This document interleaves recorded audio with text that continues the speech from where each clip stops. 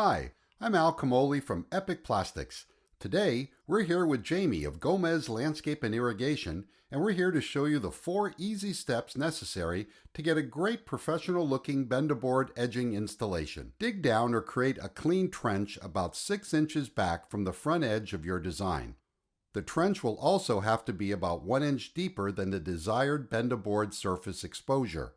It's a good practice to leave as little Benda Board exposed above grade as possible, but be sure to expose no more than 25% of the board above grade. Benda Board is extremely flexible and will accommodate a tight bend without worrying about cutting the board.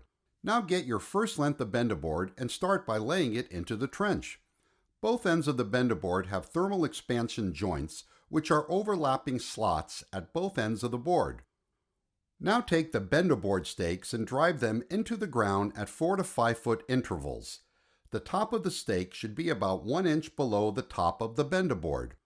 This practice conceals the stakes and makes for a cleaner installation. It's important to use the thermal expansion joint at this point to allow for the expansion and contraction characteristics inherent in plastic products.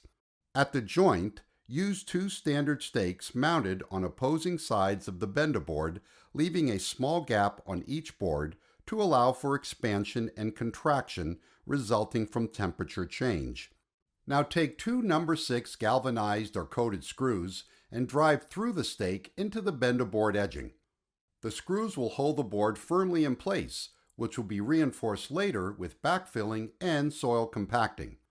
Now that you have the Benda Board in place, take the leftover soil from behind the trench and backfill the Benda Board edging. Recycle Plastic Edging Solutions by Epic Plastics.